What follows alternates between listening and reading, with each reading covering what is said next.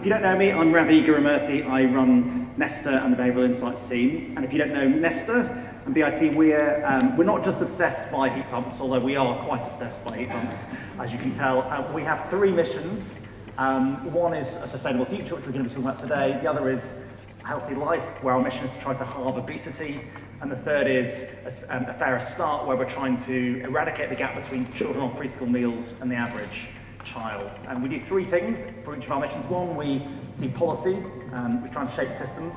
We also try and run practical experiments with frontline organisations, and we also try and build ventures. We invest in early stage companies and we build ventures from scratch. So that's the three ways in which we do our missions.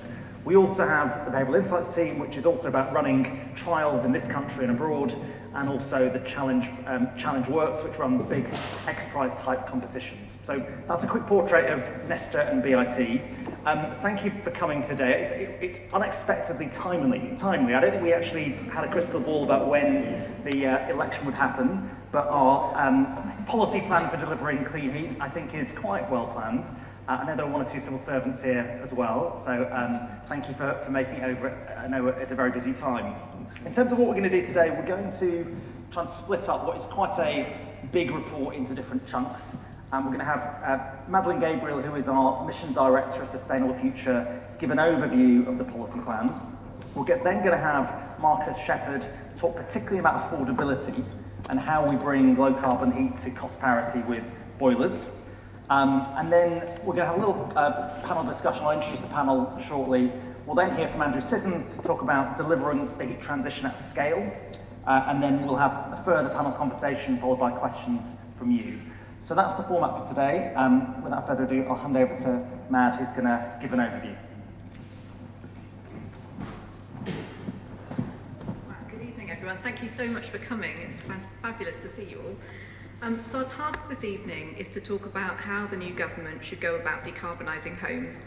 And we all know, I'm sure, that if we want to make progress on carbon reduction targets, we have to really rapidly scale up what we're doing in this area over the next Parliament. So we've created a policy plan for heat, and the reason that we focus on heat is because if you want to cut carbon from homes, you have to tackle heating systems. A lot of those homes will also need insulation, they'll need other upgrades, but really the way we see it, the big challenge for the next 5 years is to get more low carbon heating systems into more homes more quickly. And over the next 5 years, we really need to scale up heat pump adoption. As Ravi said, we're really into heat pumps, but also other low carbon systems. We need to scale it up by an order of magnitude. So we think we have about 360,000 heat pumps or so in the UK at the moment. Probably be someone in the room who'll correct me, but that's our best guess.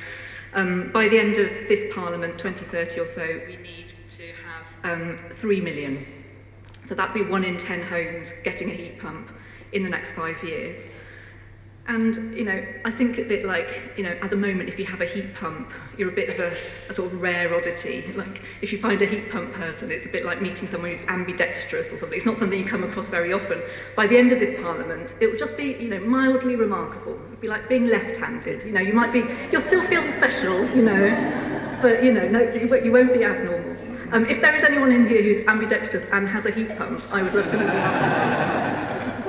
Now, I don't need to tell you that there are gaps in the policy framework for delivering this. Obviously, we wouldn't be having this conversation otherwise. But I do also want to recognise that we are in a different place now than we were a few years ago. So both in terms of the policy, which has moved forward, and in terms of where the industry is at.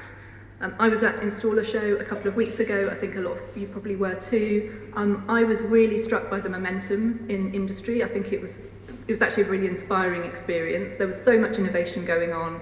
Loads of great companies entering the space and coming up with new propositions for consumers and a real spirit of collaboration. So it gave me quite a sense that we can do this, that there's real momentum.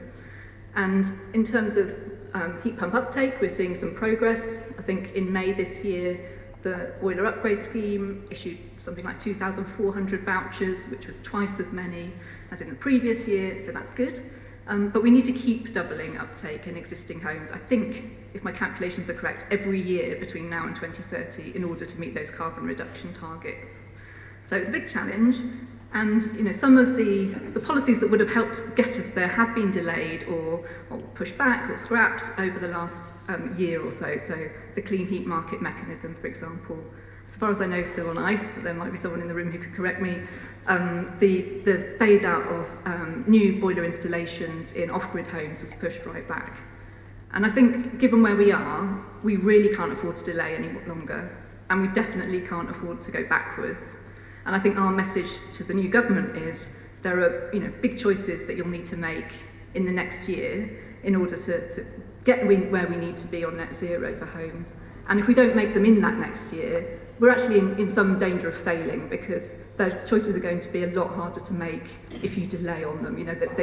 Your options get more constrained and it'll be a lot more difficult to make progress.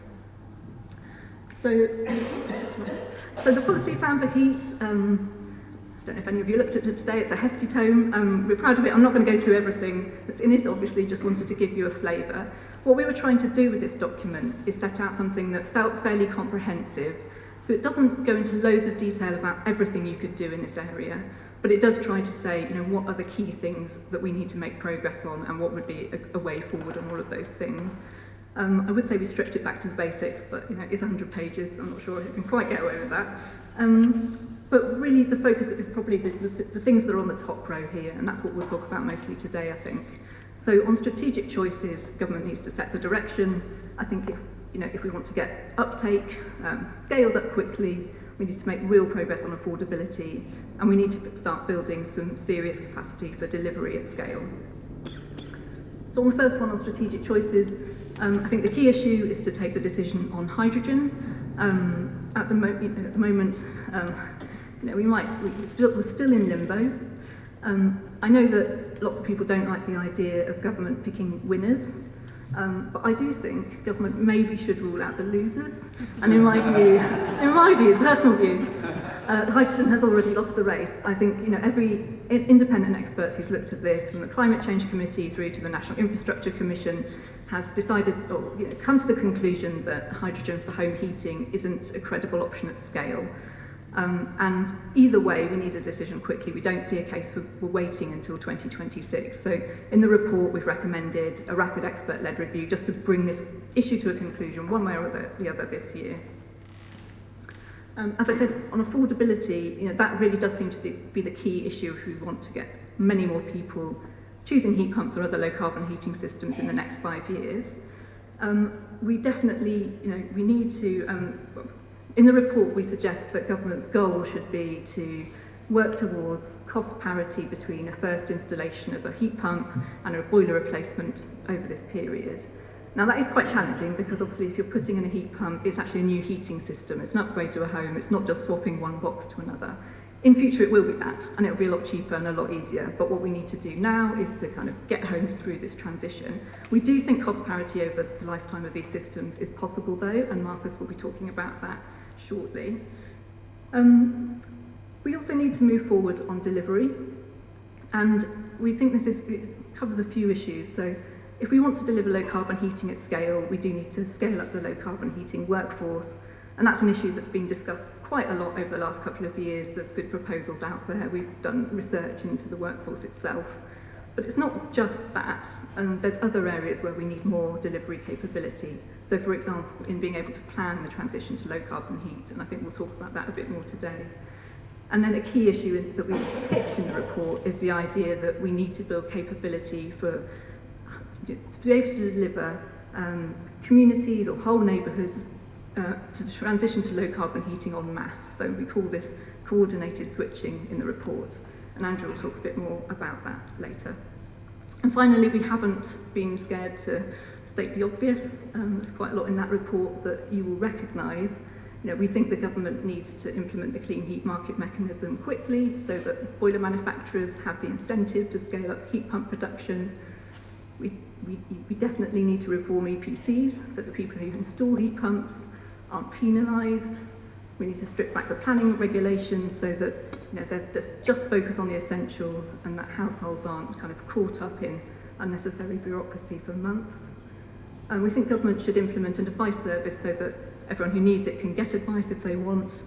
We need to be talking to consumers about this a lot more, and government probably needs to look at consumer protections again, and about how to raise standards across the industry as this grows. So all of that won't be a surprise. It's stuff that the sector has been calling for quite a long time, and really just what we need to do now is get it done. So I'm really looking forward to discussing this today, looking forward especially to hearing what the panel has to say. But in the meantime, I'll pass over to Marcus to talk about affordability.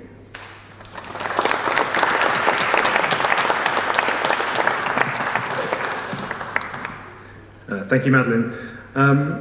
So the heat transition involves many moving parts, but ultimately, as Madeline noted, it boils down to two big questions. How do you pay for it, and how do you deliver it? I think our starting point here is the idea is nothing is cheap as it should be. So the heat transition will be costly, but so is the status quo. All our analysis points to the same conclusion. In the long run, low carbon heat is by far the most affordable option. So currently, UK households spend about £2 to £3 billion every year on new boilers. In 2022, they spent over £20 billion on gas to heat their homes, and the government wound up on the hook for another £30 billion of that. And this was despite gas consumption falling to a new low. And our dependence on fossil fuels sustains fuel poverty and the costs associated with that. And recent price volatility has obviously made this worse. And I think one of the core things in our report and the affordability question is, the opportunity to actually reduce or even end fuel poverty.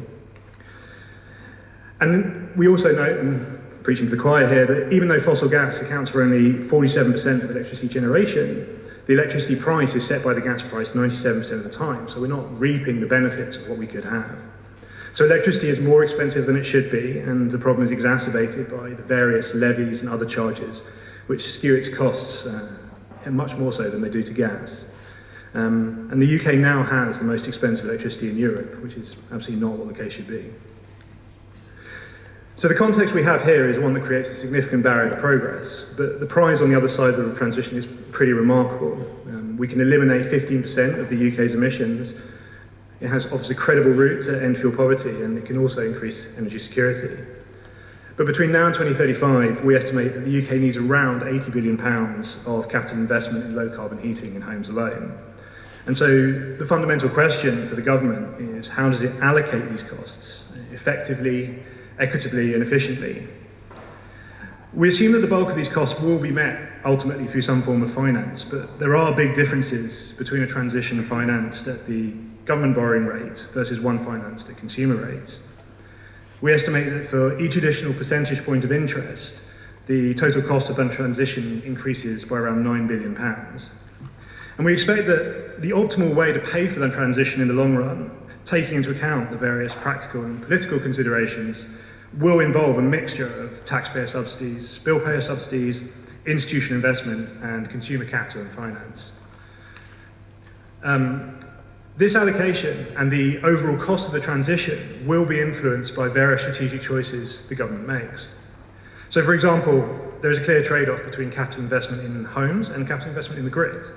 This is mediated by various technology choices around heating systems with varying efficiencies, the level of fabric efficiency in homes, and the extent to which we use flexibility measures, such as solar and battery storage. A cheaper and easier transition to homes typically implies a bigger and costlier expansion of the grid and generation capacity, and vice versa. But we believe, and our analysis supports this, that there is a favourable balance between the relative investment needed in each of these domains and the relative cost of capital in each instance. The choice of delivery models, which Andrew will be talking about in a bit, will also influence the types of funding.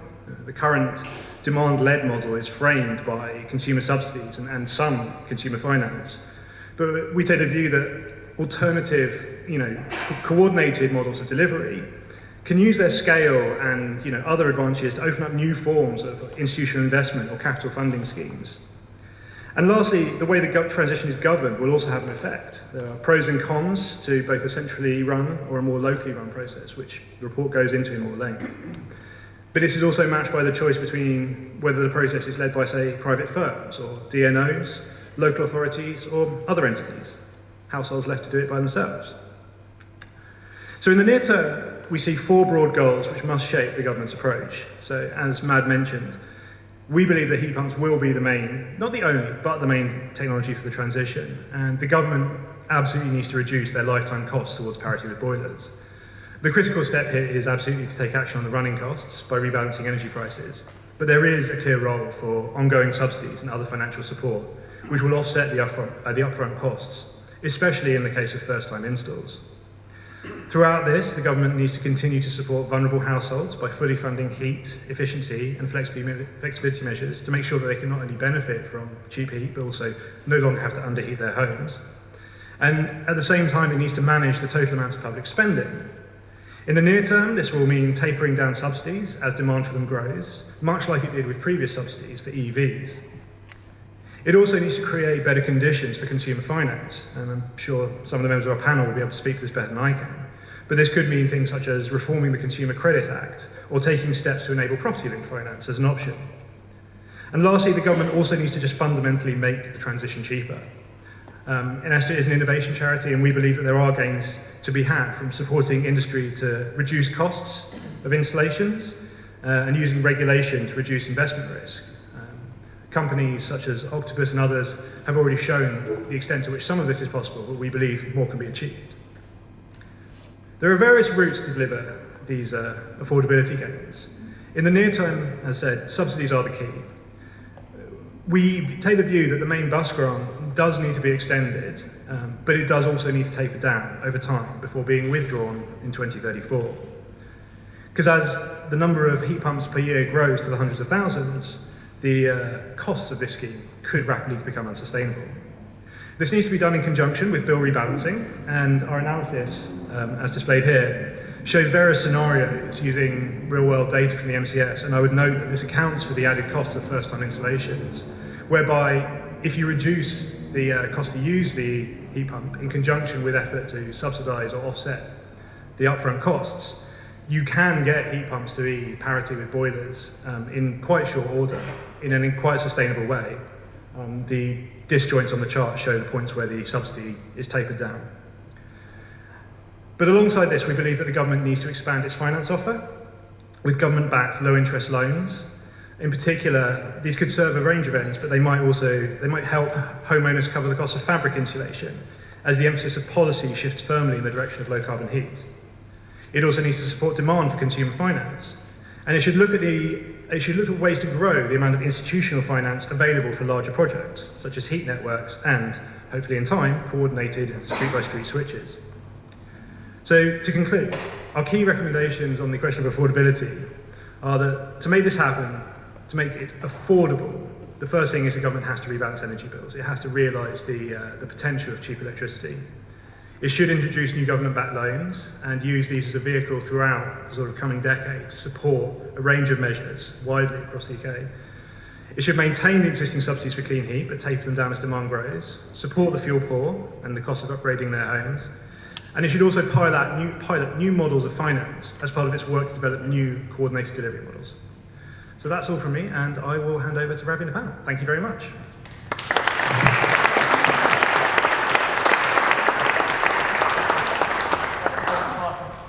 So we've got a fantastic panel to discuss all of these issues. First, we've got Leo Robson, who's the director of Your Energy, Your Way. We've also got Kate Ashworth, who's the Energy Infrastructure Lead for Energy Capital from the West Midlands Combined Authority.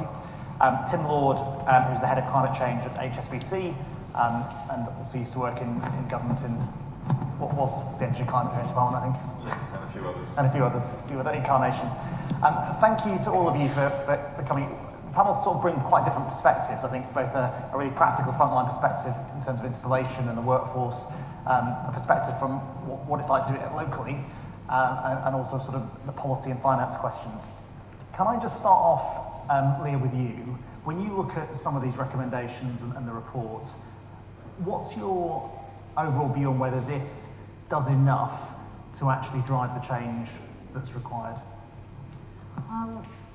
There are so many pieces that all need to come together, and I think the report does a really good job of bringing all of them out. I think the question is, can you actually manage to do all of these things? Because actually, it is a very kind of intertwined puzzle, and you can't have lots of pieces dropping out with it and still be deliverable. So I think it's about, can we actually hold on to all these different things that need to happen in order to make it work. That's the big challenge for me. And can we get it to go at the right speed so that we don't overload the workforce, we don't kind of create an awful market full of disastrous installs, but yet we don't make it go so slowly and so painstakingly that nothing happens. Matt talked about the ramp up that has to happen between now and 2030. Do you actually think it's credible to do that from a quality perspective and a workforce capacity? I'd love to be really positive. Things could only get better. Yes, things could only get better. From my perspective as a small installer, there is already a fight for really good people to work in the industry, and I know there's a lot of poaching and people moving around the industry. The good people, if you know how to install heat pumps well, I mean, just almost name your salary at the moment. So from that perspective, that training piece really needs to happen at pace, because we cannot have a market that's held hostage because the quality installers aren't there and people can just kind of charge whatever because they've got the skills. To my mind, that's a really big challenge. Kate, what's your overall view on the report and the recommendations? I'm highly supportive of it. I absolutely think that there's a lot of really great suggestions in there as to how we can move forward. I'd say my take on it is that we need to see it within the kind of the widest perspective of the kind of energy transition, essentially. So we need to understand, again, it's a pace question, but as these things roll out, how do we ensure that we've got the kind of full visibility of the full decarbonisation picture, and how do other things flex to account for this transition as we go through. Tim, can I bring you in particular on the affordability question? I'm sure you probably wrestled with this levy rebalancing before. How would you do that levy rebalancing in terms of the degree to which you shift over what period of time? And actually, is that enough to get the change that's required? So first of all, I think it's an excellent report. I know a lot of the time when I was working in government, I'd see think tank reports on pretty much everything apart from the low carbon transition for a long time. So it's fantastic that Nesta and others as well are putting so much thought into this. I mean, I think the affordability thing is clearly absolutely critical. When we talk to our customers about, what they need to want their heat pump, etc. If you say it'll cost you an extra £5 a month, no one's interested. If you say it'll save you £5 a month, they will. You can start having a proper conversation with them. So I think, clearly that is critically important. I guess the rebalancing piece is key, but overall, it's if you look at individual households, because this is it's worth saying this is 28 million individual decisions, right? Sometimes it will be people paying for it themselves, sometimes it will be consenting to have something installed in their home. But that consumer perspective, absolutely critical. If we can communicate to them, this will save you money over 1 year, amazing. 30 years, no one's going to do it, and everything we can do to get that into a better place is absolutely crucial. I mean, I was in government, you were in government, I think, as well, at the same time when I say we, it was above my pay grade, when the decision was taken to put the policy costs onto electricity bills. Clearly, that is acting as a constraint when you look at it in the round in terms of the overall kind of, cost and benefit at an individual household level. And I think clearly that's something that, an incoming government's going to need to think pretty hard about. The one thing that does worry me about it is if it all goes on to gas, then the last person with the gas bill is going to have a pretty big gas bill. And the kind of, the ability of in particular people on lower incomes to manage that is going to be, it's not easy to work that through. Can I just ask you all, on the first point, which is rule out hydrogen, have a sort of phase out date for gas boilers in terms of new boilers being sold, how important is that? Because you could argue that you don't need to make a big thing of this, you just need to get the industry going, get more deployment happening, build confidence, and you don't need to sort of make some big decision about what's going to happen in 10 years' time.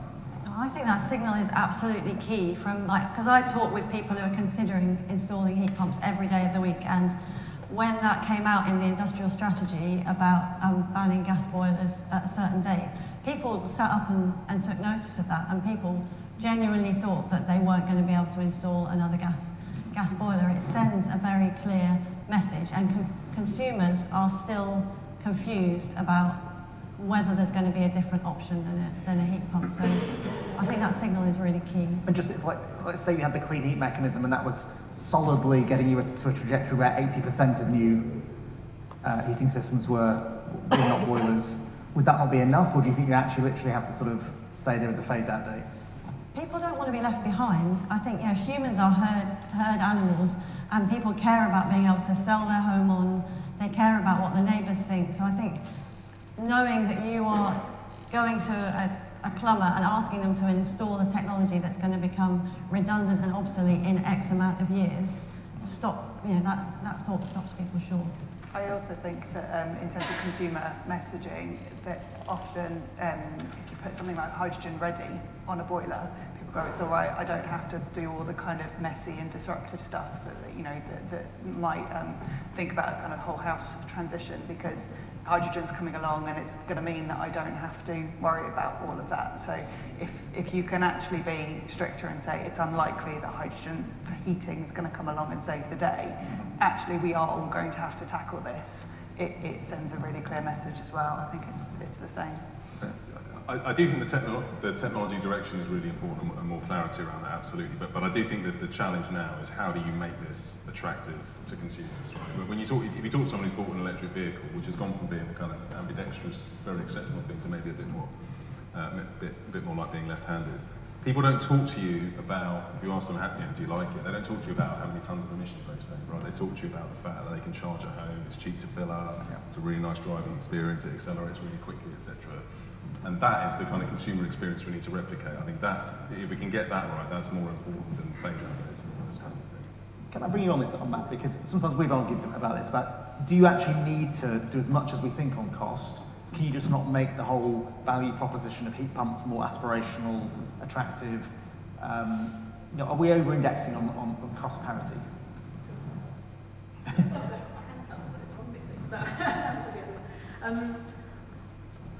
Two things. I think our experience with heat pump owners so far is that they are very proud of their systems and want to show them off. We've got this programme around visit a heat pump, go see a heat pump in a real home.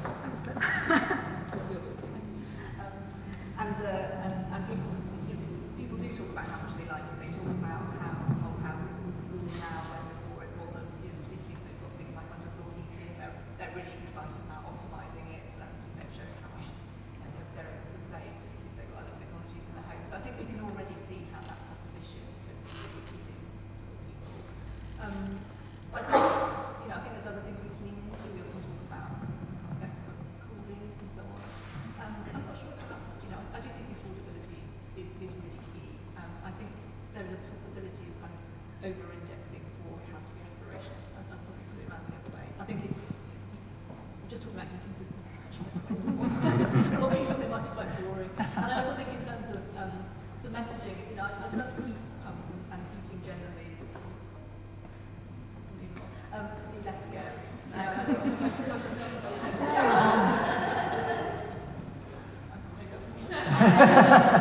for everyone for trying to solve that issue. Yeah, I think we could make heat pumps just a lot less scary. Like, I don't know that we have to sort of frame this to the public like this is some massive change and they all need to be really worried and we need to have history on it. I think the Telegraph recently was, something about, we're going to hell in a handcart, heat pumps are coming. That's ridiculous. It's just a heating system. Great, thanks. Can I just finally on financing? Just any views on either, Tim, from your perspective at HSBC, are there more innovative financing ideas out there that can ease the transition? Do we actually need government to step in here or not? So I think I'd sort of think about this in two phases. I think there are more innovative things we can do, but as we've talked about today, we need to get moving on this transition pretty quickly. And we've got secured lending, mortgages, etc. We've got unsecured lending options. We've got a pretty decent subsidy scheme now in place. So I think we need to build on those kind of existing financial instruments in order to move quickly. And for me, the challenge of the next few years is about how you get the consumer journey easy, right? Because when you remortgage your house, the vast majority of people don't think about, maybe now's a good time to get a heat pump. How do we make that part of their consumer journey using the existing financial mechanisms that we've got and that we can deliver at scale? I think longer term there definitely are options, the property linked finance option, heat as a service models, and potentially, and the report talks really well about this, the kind of being able to do things at neighbourhood and at larger scale, that enables finance to come in at scale as well. So I think we've kind of got to walk and chew gum a bit on this in terms of getting the consumer journey strong with the existing finance products we have so we can move quickly, but also looking at what some of those longer term options might be. So I think for me it's very interesting when the report talks about kind of street by street approach to this, and how kind of further on down the line, possibly funding models that can go with that essentially. And we're already trying to do that as part of the West Midlands Combined Authority. We're investigating models around net zero neighbourhoods, for example, where you bundle things like heat pumps with other technologies, potentially even with retrofit, which has a very poor kind of commercial proposition, but actually bundled with other technologies could make financing possible. And that's how we start to get to the kind of equity piece, because ultimately, if we can do it at that sort of scale, we can actually look to see and how to make it kind of fairer across those neighbourhoods. Leah? All I say from chatting to other installers north of the border is that the Scottish scheme does seem to be working well, to be able to have a grant/loan system administered by the Energy Saving Trust. That, from all appearances, from my angle, that seems to be a good scheme. Why is that working, do you think? It seems to be well administered. Customers can go to a centralised point to the Energy Saving Trust for advice, which from installers are telling me that it's good advice. They're not having to kind of correct myths and things being said wrong. So that's working for installers in that they've got a ready-made customer that's already understanding the technology and enabling the installer then to deliver cheaply and quickly, because they're not having to. I mean, I spend a lot of my time answering lots and lots and lots of questions about heat pumps. That would, I could bring my costs down very quickly if somebody else is doing that for me. Okay, I feel a heat pump chatbot coming on. Right, thank you very much. We're going to come back to that panel in a second, but Andrew, you're going to talk a bit more about delivery mechanisms. Thank you, yes. You may have heard a bit of mention of street by street, so I'm going to talk a little bit more about this. So there's two things I want to cover. One is this street by street or coordinated switching approach, and the second is the delivery models that we need to deliver that and a lot of the other things in the plan, because delivery is, as the kind of title of the report says, the bit we really need to get on with. So, the first thing I just want to talk about is this: what do we mean by a coordinated approach? So at the moment, almost everyone who gets a heat pump does so in an individual approach. This is an image from our Visit Heat Pump scheme. It's our attempt to make an individual getting a heat pump a bit more collective, sort of seeing what your neighbours are up to, but ultimately the onus is on the individual, and that's great, and we think we should provide more incentives and lean into that model. But we think there is a second way, and it particularly applies to systems like this. So the first image there is our attempt to sort of draw up a network ground source heat pumps. That's where you sort of put the ground arrays under the street. Not something you can easily do on your own as a homeowner, something you need to do with your neighbours typically. And the other is one of my favourites, the massive water source heat pump in Bristol, where I live, which powers a large number of homes. Again, not the kind of thing you can just put in as an individual. And there are plenty of other situations where, even in rural areas, the ability to do things together with neighbours as part of schemes that are bigger might be a very attractive option. It's something we think the government should lean into, try and develop, and make the most of. In terms of why, this sort of question of why coordinate, I think there's a lot of reasons, and I'll list some of them. The first is this point that people have said, that people are influenced by their peers. Leah made this point brilliantly. It's why we developed Visit a Heat Pump, but it means that actually, if you can, rather than just having to visit your neighbour's thing, switch together with neighbours on your street and your neighbourhood, could be a really attractive option, playing into human nature. The second is around economies of scale in finance. There may be cost savings, well, I don't think they're proven as yet, but it's also easier to package up a big sort of £50 million finance vehicle than it is to do an individual loan of, say, £10,000 or whatever to an individual homeowner. The third is it may well be a much easier journey. Advice is great, and we fully support more advice in the report, but actually if you can say to people, do you know what, you don't have to organise all this stuff, it's part of a scheme, you sign up, it's taken care of, could be a really attractive option. Fourth, there is just the issue of denser areas. In a lot of places, an air source heat pump may not be the best option. There are plenty of other technologies, and some of them require this coordinated approach, because you can't just switch to some of the pictures I've put up on your own. Fifth, there is this issue of coordinating with the electricity and the gas grids. So we already know that heat pump uptake is localised, and actually being able to know where different low carbon heating systems are going and at what time could help you plan for increases in electricity demand and decreases in gas demand. And finally, it's just a mechanism by which government can start to drive the pace of delivery. If you've got a route which is via very much the free market and the individual approach, but you've also got a route where you can say, actually, we're going to try and do this many schemes and this many streets or neighbourhoods in this year. It's a vehicle to give the government a little bit more control over the pace of the transition. It's the kind of thing that if things aren't going so well in a few years' time, government might be able to lean into more. A bit like people often talk about the sort of switch over from town gas to natural gas in the 60s and 70s. That happened because it was just people went round and did it. And we're not advocating for going back to kind of nationalised gas or anything like that, or nationalised energy systems in that way, but actually having some kind of mechanism that allows you to do more of that street by street could be a powerful tool in government's locker. But it will take some building. You can't just go out tomorrow and build up that kind of approach. It will take some building, it will take some testing. And that's why we talk about the twin track approach, with this coordinated switching being developed while we go hard at the individual approach, the approach that currently most people follow. And I just want to quickly talk through we've done a lot of work talking to a lot of organisations that are already trying to do this. I just want to talk about how that coordinated switching journey might look. So the first step is basically planning, zoning, working out where in local areas coordinated schemes might go, drawing on a map. We think this is the kind of scheme that might go here, and then being able to give both businesses and consumers a view as to how their heating might look in the future. The second is to go through the, obviously, consultation, but also some of the market engagement and trying to sort of set out a roadmap so that everybody can see where that might go and you can identify issues, work out whether the scheme really is viable. And then finally you get into a kind of procurement thing where the state says, right, we will identify someone to deliver this scheme. We think in our model that the company would then go and try and sign people up. This is very much a voluntary thing. We're not proposing anything compulsory here, but they'd go and sign people up and hopefully sign enough people up, make the scheme finances work, and it'd be on the company then, having seen all of this preparation, to go and make a compelling offer to customers in the area. So that's the coordinated switching model, but it's very much something we are continuing to work on. We think needs a lot more development, including by the government. The other side to this is delivery capacity, because you can't do all of that stuff and a lot of the other things in the report with the current delivery capacity we have.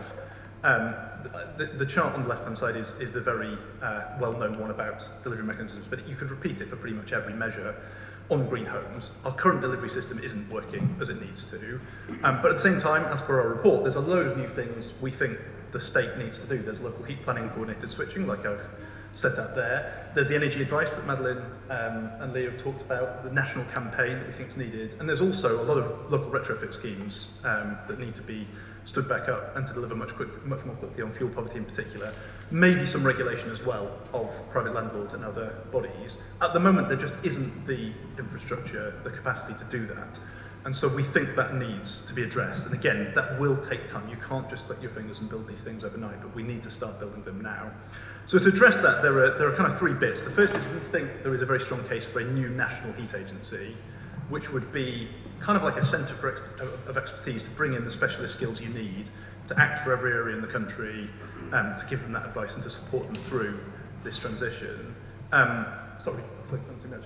The second would be some local heat bodies. Now we think that would be overseen by local government, but would be a new thing. This isn't just a kind of passage to current local government. We all know local government faces pretty exceptional funding pressures at the moment. This needs to be additional capacity.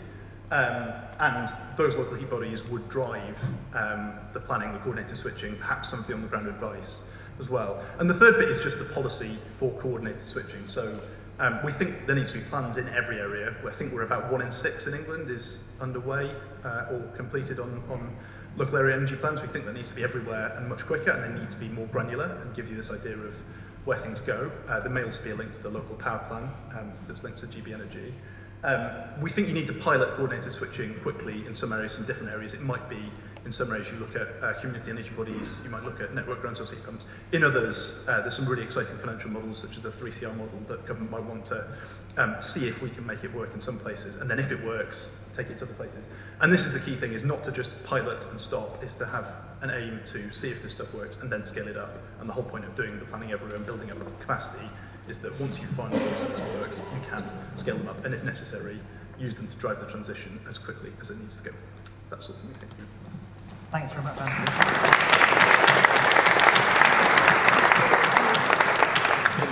Okay, I mean, how close to this sort of stuff are you getting already in the West Midlands? I would say we're definitely on that journey and align beautifully with the kind of thought process on that. So we recognised that local area energy planning was going to help us kind of strategically map out kind of where we think some of these initiatives are going to take place. So what we've done in advance, there's no government funding for local area energy planning at the moment.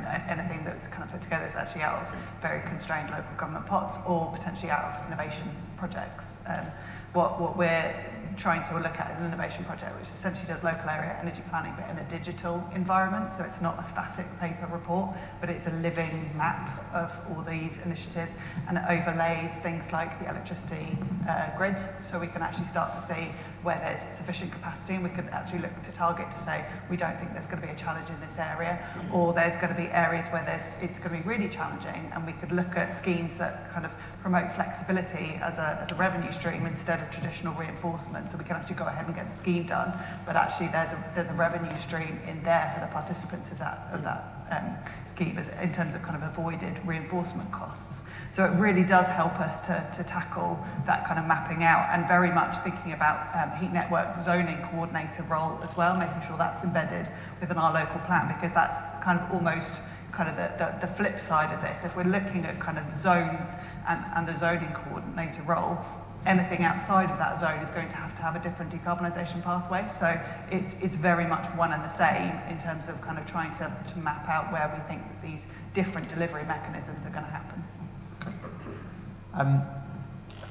Tim, I mean, on the sort of coordinated switching point, how sort of interested, supportive are you of it? Because I think you can make a really good counter argument which says, look, we're early on in the transition. What we need to do is see lots more private sector innovation to make the consumer journey smooth, the product, the service attractive, and that's more likely to come through, private sector competition than what could end up being a more coordinated approach. So, where do you come out on this? So first of all, I think I'd agree with a lot of what's in the report. We are really bad in this country, and have been for a very long time, at kind of local and regional energy planning, right? We haven't thought about that in enough detail. It goes back to that point about it's 28 million individual decisions, but we tend to think about these things very nationally. We look at big, national grid and CCC bar charts.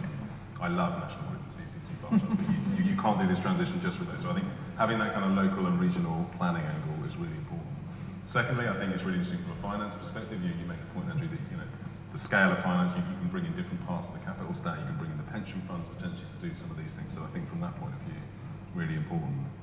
Having said that, you look at where we are in the kind of deployment S-curve, we're just at, hopefully the bit where it starts to go up like that, and we need, there's quite a lot of low-hanging fruit out there, and we need to make sure we're getting on with accessing that low-hanging fruit in the short term while we build capability to do this. I know when I was working in government, when you talk to ministers about this stuff, they quite often pivot to a constituent of theirs who lives on their own, is quite old and has no savings and has solid wall house and lives in a conservation area and and it's like, well, how are we going to get them to transition? And the answer to that in some cases is, we'll do them later, right? Because that is really hard, and there are really good reasons why you wouldn't put them at the front of the curve. And I think doing the things that we should do at the front of the curve is the right thing to do while we build the capability to do some of the things that Andrew's talking about in areas where they might make more sense, or where it's more challenging for a whole host of reasons to do it. So potentially do this for, say, heat networks, or later on in the transition at scale, try it out now, but the bulk of the next 5 years try and do it more on an individual basis. Try and do it in areas where it will make sense, and there are some areas, and you've talked about some of them, where this sort of approach absolutely makes sense. Start demonstrating the proof of concept, but what I don't think we need is a kind of national ground plan, which I know isn't what you say in the report, but we don't need a kind of national ground plan and then get on with it. I think there's a lot that we can get on with right now. Leah, what's your take on this? I think from an installer perspective, it's really interesting. How do you divide up the actual installation? So do you see it as kind of a backbone that you might put down a street in the same way that you bring the gas grid down the street, and then you then allow consumers to choose their own installer? Because as we all know, you can go down a row of terraced houses and the heating system in each one of those houses can be 90% different, and so you're not actually just doing the same job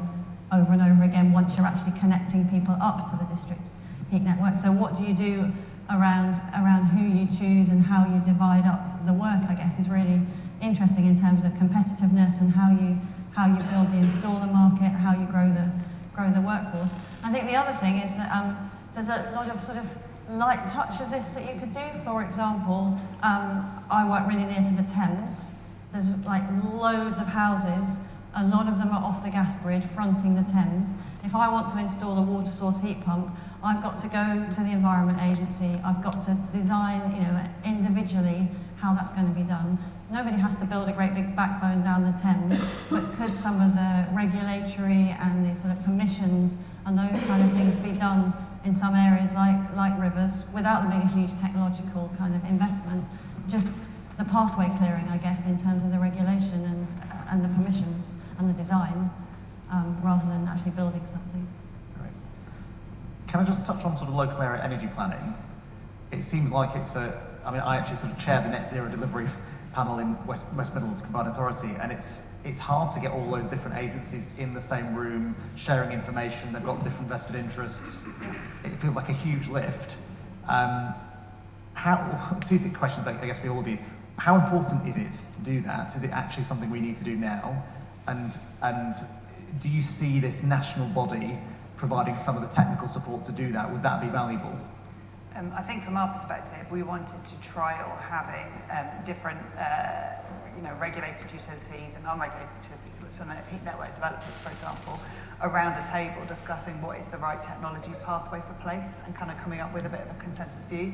And you're right, it is very challenging because there isn't a mandate for that at the moment, but we thought if we could try it in the West Midlands and kind of see if we could get to that place. I think ultimately there are mechanisms coming in around Regional Energy Strategic Planner, for example, which is setting a kind of understanding that there will be a kind of national strategic plan for energy about how all these things are kind of balanced together. And then to your point about actually the level of complexity about how this transition is going to happen, there needs to be that regional body as well. So that I think is we're very supportive of that body coming in, and we're looking to work very closely with them. They will have their own modelling as to kind of which of these places are going to go first. But I think that really needs to be informed by bottom-up data, and that's the really challenging bit, is actually how do you get the models producing something that's robust, that's credible, that you can actually then be a kind of almost an informed client, against the regulated utilities when they say, don't worry, there's a plan. And you go, well, actually, I am worried, because if we're going to do this street-by-street approach, we need to know that the infrastructure is there at the right time to not be a barrier to this. So the level of complexity is mind-blowing, but I think there is a mechanism there to kind of feed the model from the kind of grassroots upwards, have a national model from the top down, and kind of work in the middle at that regional scale to kind of make sure it all kind of integrates together and makes sense as a plan.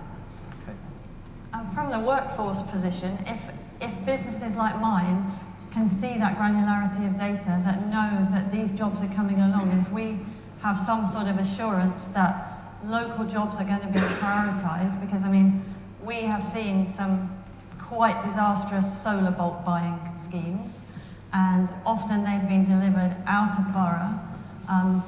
We need to see the emphasis on local companies that can service these installs going forward, that are training up local apprentices. If those things are in place, and you know that as a company that is training people and is seeking to grow, you've got a good pipeline of work, that's incredibly valuable, because you can then make those investment decisions as a business.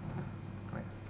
The only thing I'd add, it is hard to do this and to build this capability at local level. It is really hard to do it, but it's not impossible. We can do it, we have done it, there's good examples of where it's happening, so I think that is possible.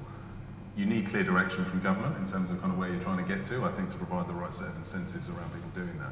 But the other thing I'd add is, this is hard, but it's so important to the energy system as a whole that you have to be thinking about it on a local and regional basis. I always get worried when we talk about, is it 15 to 20% of emissions coming from homes, because that feels like it's a big number, but it's not a massive number. But in terms of what we're trying to do in the power sector, it is absolutely critical. You would design a totally different power sector if you weren't trying to do this than if you were. And I think thinking about the local and regional implications of that, making sure that what we do here is aligned with the reforms that we might need to make to the electricity market and how they apply in region is going to be so critically important that we have to start building that capability and capacity right now, or we're going to have problems down the line. I'm going to come to the audience in 1 second. I just want to ask one final question to each of you before we do, which is stepping back from this last conversation about delivery mechanisms, what do you think the biggest thing a government can do in the next sort of 3 months is that can sort of start getting that doubling from next year? There's a ton of recommendations here, but if you were going to sort of try and rank order them and say, well, here's 2 or 3 that you've just got to go for right now and put some political capital behind, what would it be? Reduce the price of electricity. Right. Don't increase gas, but find some way to reduce the price of electricity. That would make a massive difference. Okay. I'm going to be a bit cheeky and say kind of fully step into our trailblazing devolution deal, which is all about thanks, which is all about de-risking that market. But it aligns beautifully with the report recommendations about how we look at that, kind of get that supply chain confidence, how we build that, and ultimately do that twin track approach. Yeah, I think the key thing for me, I mean, first of all, a bit more clarity around the technology solutions that we're going to follow. The sooner we can do that, the better. And the other is, we're not expecting everyone to be clear on what the support package for households wanting to do this is in 2049, but we do need to know what it looks like for the next 2 to 3 years, I think, because then, whether it's the banks or the utilities or all the innovators who are working in this space, if you can plan around that on a pretty consistent basis, then you'll start to see, I think, the whole supply chain moving more quickly. Thank you very much. Really, really good conversation. Let's go to audience questions now. What I suggest we do is maybe take 3 at a time, and if we can try and give people the microphone, then that'd be great. Kieran, do you want to just pick 3 people? Yeah. So I can barely see you. Hi, David from Fornex. Marcus talked about how financing was essential to deploy heat pumps, and Tim talked about how customer journey was essential to get that financing to customers. I'm sitting here next to 3 fellas from DESNES. They've been great. Is there anyone from the Treasury or the FCA in the room? How do we get those people in the conversation to get some of these nitty-gritty regulations, whether it's in the Consumer Credit Act or the bus grant legislation, changed so that we can deliver a joined-up approach here and a real mission approach to this problem, rather than different people who are doing different things and not necessarily talking to each other? Okay, a joined-up mission approach, particularly with the Treasury. Let's take another couple. Hi, my name is Maureen Nicholson. I'm a civil servant, but I'm asking the question in a personal capacity. I'm really, first of all, I really love the Visit a Heat Pump scheme. I'm hopefully going to visit a heat pump soon. But my question is, speaking as a member of sort of the millennial generation, one of the things I've been thinking about recently is one of the potential barriers is that, for millennials that do manage to make it on the housing ladder, they're not moving into the homes that they plan to live in forever. In fact, they might live in several homes over the course of their lives. And I'm wondering, to what extent does that pose a barrier? So if you think about the costs of financing, and you look at a heat pump and how that is affected over time, how, that over the lifetime of the cost of the heat pump, that might not be cost effective for somebody that's only staying in a home for a couple of years and then moving on. And so I just sort of wondered, do you think is that a non-issue? Is it important? And how might, how can that be accounted for in the models you're proposing? Okay, thanks very much. And one more.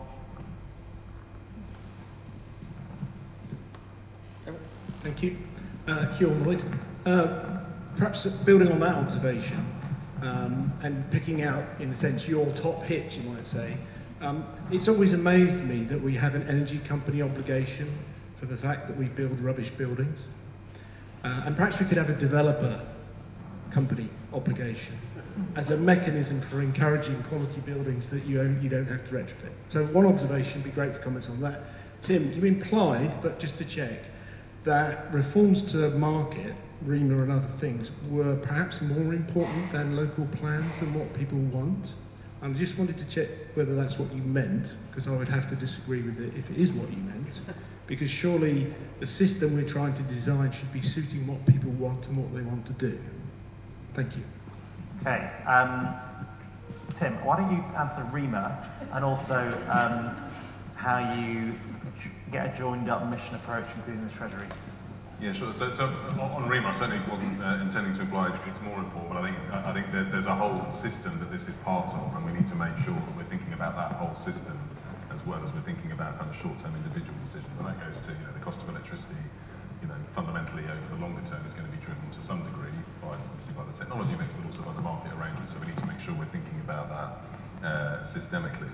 I mean, I think on the mission approach, in my experience, the Treasury were generally in the room for these kind of conversations. It's just whether or not they were saying helpful things or not. But I think if there's clarity of direction from the government overall, if the Treasury is bought into that, then I think you can move that forward pretty quickly. But you do need to get absolutely all the different bits of government pointing in the same direction and aligned behind a really clear set of overall objectives, and then that runs through the whole system, whether it's officials in rooms half a mile away from here, or whether it's local authorities and local actors doing local and regional planning. Great, thanks. Kate, Ollie, do you want to pick up the question about sort of people moving through their homes more quickly, or large numbers of renters as well, and how that sort of affects the sort of decision-making process? I don't have an easy answer for that. I mean, I know that we've looked at mechanisms in the past about kind of securing finance against the home meter, essentially, so against the building rather than the person who owns the building, and that is a way of managing that. But there were inherent problems with that mechanism, but maybe something to look at again. I think ultimately, us as a kind of representative of place in our citizens, we need to be very aware that there is a full diversity of people that we need to take on this journey, and that equity and fairness bit is a really big question for us. So how, it's great that we need to be moving at pace, and we need to be ensuring that people who are able to pay feel confident and have access to quality installations. That's great, that should be happening. But if we're not careful, there will be a whole raft of society who will be left behind in that. And as we think about kind of the balancing that between kind of gas and electricity, actually we could be penalising people who don't have access to mechanisms, and exactly the question as you said. So how we do it, I'm not entirely clear, but there are people who are aware of the issue, and I think that maybe that collective collective shifting scheme, actually where there is some kind of accountability to a wider body as opposed to an individual, might be one of the mechanisms as well. But there's no easy answer, I don't think. Okay, Leah? I think it speaks partly to Tim's point about low-hanging fruit, that often if you are in a home that isn't going to be your forever home, quite often that's not a huge home.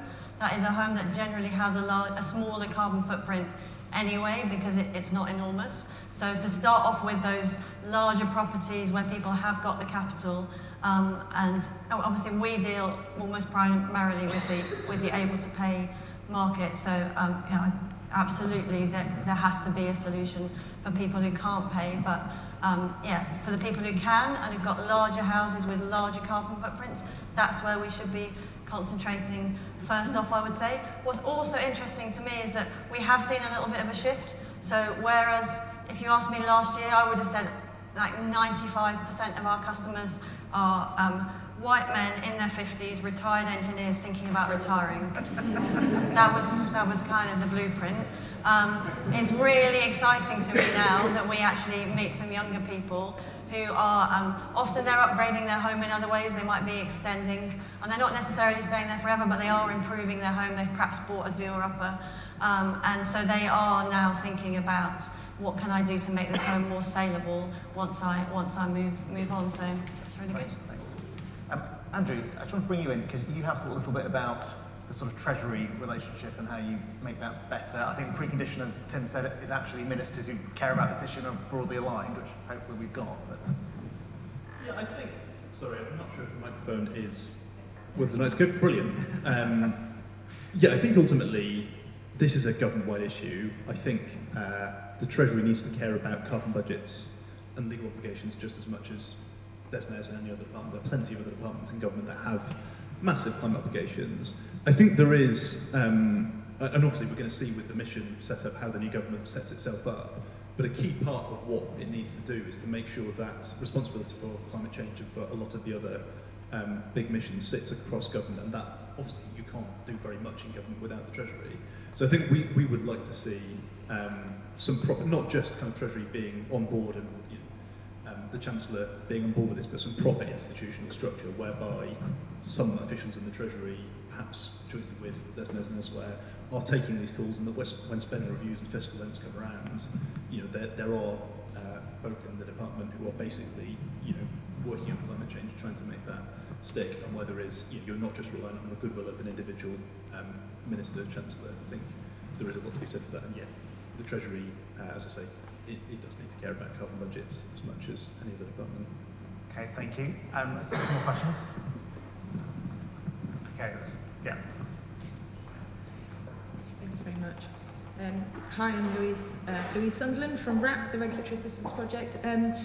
Just wanted to say a huge thanks to Leo for saying we need to bring down electricity prices without raising gas prices. I think we've all fallen into this language of rebalancing, which sounds very benign, but behind that term is a lot of risk for households with high heating burdens using gas, households over time that are stuck using the gas grid and using gas when costs are placed onto them.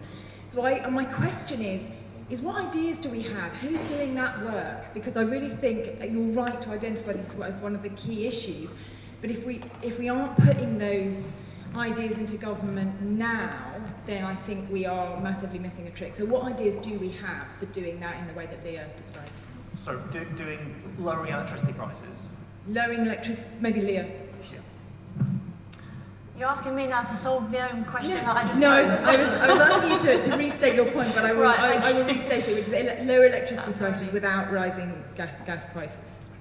Yeah, that was it really. Okay, you want to answer this? I don't have an easy answer again, but one of the ideas that we are putting forward is around energy innovation zones. So within, and it very much falls to the kind of the mapping and the planning and all the other things that we're talking about. But within that zone, we could potentially test how that rebalancing could work, and then certain financial mechanisms would mean that you would create a pot of funding that you could then look to support particularly vulnerable households within that. So some gas households would be adversely affected, but you could potentially look to protect a segment of vulnerable households that would not be able to afford that uplift potentially. So that's one of the ideas that we're considering at the moment.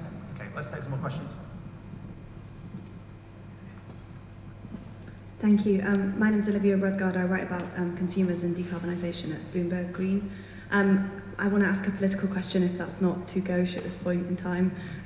We've obviously got a new government. There's been some speculation about what Labour might do or say on heat pumps, the influence of certain unions perhaps in their policy. Just wondered if we could take a bit of a temperature check, if any of you have had any conversations with government, or what direction we might be going in. Thanks. We'll take the next question first.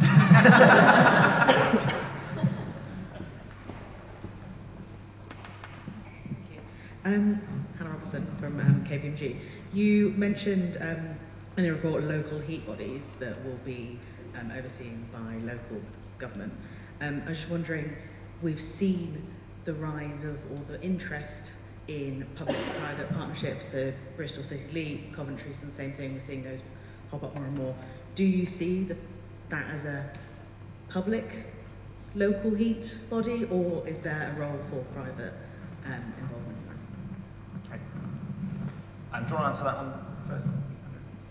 Yes, it's a great question. I think we're not going to presume we know the answer perfectly.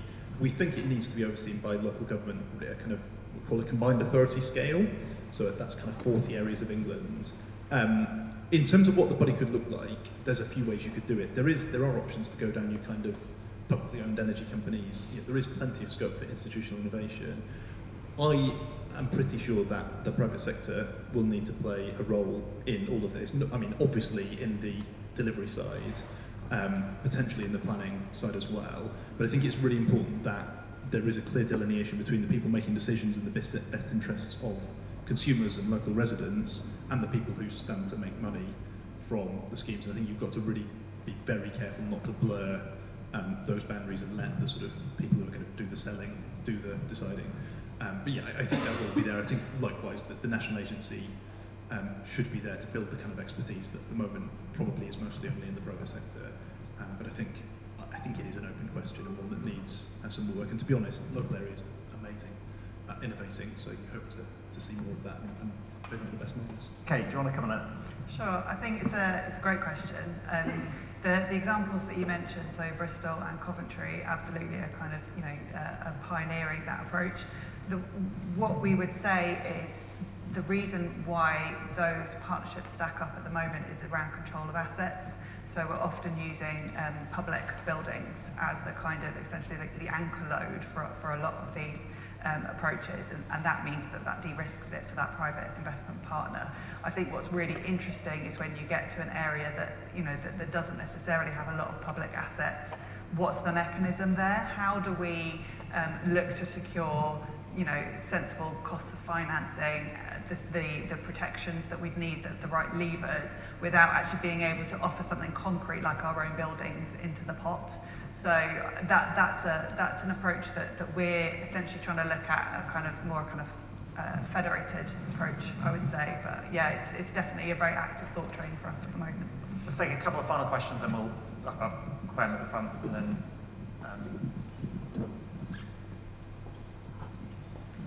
Thank you. Thank you for this great discussion. Sophie Bennett from Energy Unlocked. We are a NGO focused on inclusive, smart energy innovation.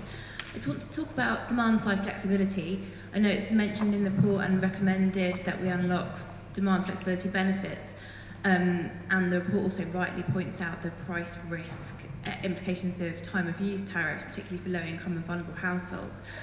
But when we have highly flexible loads like heat pumps going in, what are the possibilities for combining those with lower risk options like heat with rent and heat as a service flexibility? I know the report also talks about social tariffs, and the possibility of smart social tariffs is something that we've been working with Connected Response.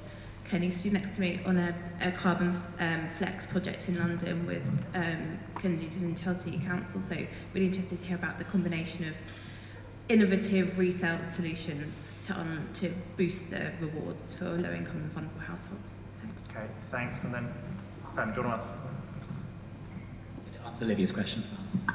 Yeah, I was actually going to remind you all to answer Olivia's question, who you very neatly sidestepped. I will. I'm Clem Calton from Octopus Energy. I wanted to commend you for the very strong recommendation in the report on hydrogen heat. Obviously, we are a huge advocate for that as well, so really pleased to see it stated so clearly. To what extent do you think, and this relates to Olivia's question potentially, to what extent do you think that there could be a role for GB Energy in managing that transition, or rather decommissioning of gas networks in a more sort of orderly manner to avoid perhaps some of those questions that Tim was talking about a dwindling number of households bearing both the cost and, frankly, the kind of technology, kind of an ageing technology coming off gas.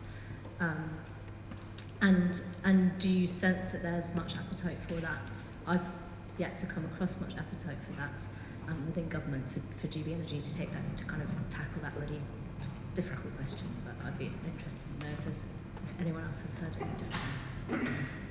Okay, I might try and answer that question and the what does Ed Miliband think question without getting into trouble, and then someone else can hopefully answer it as well. I think at the moment the thinking on GB Energy is much more on the power generation side, but I actually agree with you that on networks there is potentially a role either to support peak networks or to deal with the decommissioning and pruning of the gas grid. I think there's just a bigger question though, which is that there are some really quite difficult, lumpy costs that might fall on certain consumers, often the most vulnerable. And unless we start having a better debate about what we socialise through taxes or other mechanisms, rather than just assuming we have to put everything onto bills, I don't think we'll maintain public acceptability. I don't think that's going to hit us in the next 3, 4, 5 years, but I do think it's more of a big issue from late 2030s, 2040s, and that's why actually we need a sort of Treasury Desnos conversation about not just how much this costs, but how do we distribute it. On sort of, my general view on where is Labour at on heat pumps, I think was the question.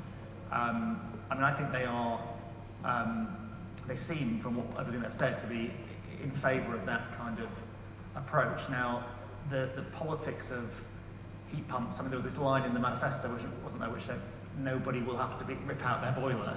That was suddenly it was a bit of a non sequitur, I felt, in the manifesto, suddenly stuck in. So I suspect there'll be, a reluctance to start a culture war on boilers. But part of my question, I think, before was almost how much do you need to do that very, very, very clear signal, or could you get there almost by stealth? So if you signal via the clean heat mechanism or various other things that we are just moving away from boilers, and we are obviously going to have to, at some point, not be selling them, whether we can slightly take the heat out of this issue rather than shine a light that suddenly is a sort of where the right might go. So that's my attempt to not answer the question. Does anyone else want to answer that question? You're a much better connected man than any of us, Randy. So I'll defer to you on that, definitely. I think just to pick up on the flexibility point, I think that's absolutely critically important, right? I've talked already about system costs and how this fits as part of the system. Demand flexibility, and Clemson from Octopus, and there's plenty of others in the space as well.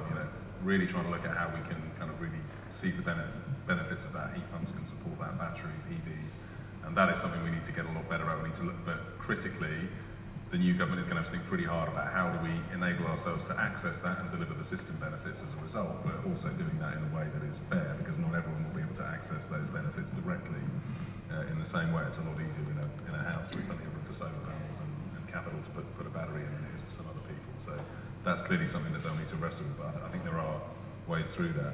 I think on the GB energy point, I think it's a really important one, right? We are transitioning towards a new set of technologies, but that means transitioning away from an existing set of technologies, and that's just a fact. And we need to think pretty hard about how we are going to do that. And I think we hear rumours that we're going to hear more about GB energy next week, but I think that's been very supply side focused at the moment, where they've thought about that. And I think there is going to be clearly a need to think about the demand side in that context, and some of the decommissioning challenges which are definitely coming. We're going to wrap up there so that people can either stay for the football here or get home. I just want to say one final thing, which is this focus on heat decarbonisation is incredibly important over the next 10 years, 5 years to get right. There is an obvious risk that all the energy is on the power sector decarbonisation side. This is as important a mission as that. And as Madeline said before, the kind of rate of growth every single year has to be huge. This is a sort of plan that has some things which we think need to be really got right now, like making decisions on hydrogen or getting the electricity to gas price ratio better. But there's also just lots of iteration and experimentation. We don't know the answer. We need to try stuff out. And that's something I think lots of companies in this room, lots of local authorities, lots of other people are doing. So I would encourage us all to approach it with that sort of mission-driven approach of big goal, let's do lots of trial and error to try and get there, and let's try and share the learning between us. Thanks very much for joining, and do stay and enjoy the football.